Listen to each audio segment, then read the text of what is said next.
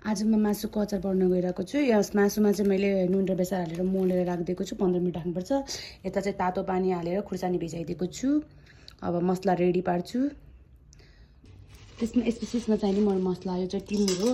धेरै टिमुर हाल्नु तितो हुन्छ। अलिकति टिमुर, त्यसपछि धनिया ठिकको हाल्ने है, धनियाहरू पनि धनिया। अनि त्यसपछि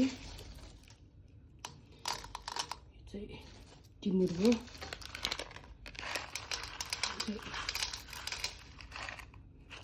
मरिच भयो, मरिच पनि हाल्नुपर्छ अलिकति, नत्र मिठो हुँदैन। त्यसपछि अलिकति जिराको धुलो हाल्नुपर्छ।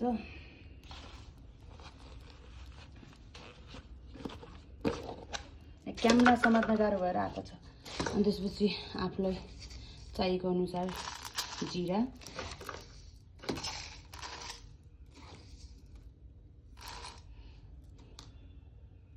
हेर्न सक्नुहुन्छ मेरो मसला चाहिँ रेडी भइसकेको छ। यहाँ चाहिँ कराई तातिँदैछ के, कराई तातिन्छ। अनि यो चाहिँ अब पेस्ट गर्नलाई हो कि, पेस्ट गर्नलाई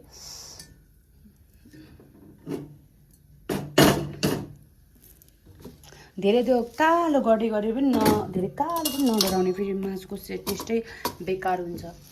त्यही भएर कालो धेरै नगर्ने, यसरी मसलाहरू हालेर भुटिदिने।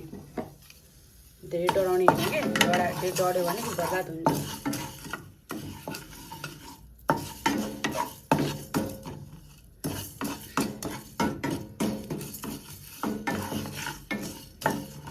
मेरो यहाँ तेल पनि तातेर रेडी भइसकेको छ। अब चाहिँ तेलहरू तातेर रेडी भइसकेको छ।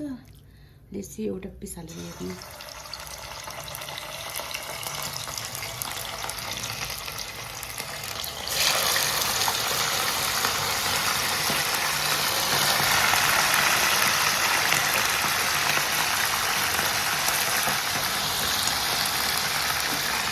त्यो 2 किलो मासु हो, कति हुने हो।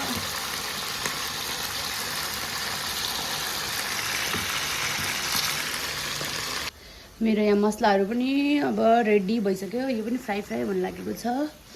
अब म हजुरलाई फाइनल लुक देखाउँछु यसपछि ल। एकैचोटि यो मसलाहरू हाल्ने अनि हालेर बनाउने। अब एकैचोटि फाइनल लुक देखाउँछु। This is my final looks. मासुको अचारको मेरो मासुको अचार भएर रेडी भयो ल। राम्रोसँग लाइकहरू सब्सक्राइबहरू गरिदिनु होला।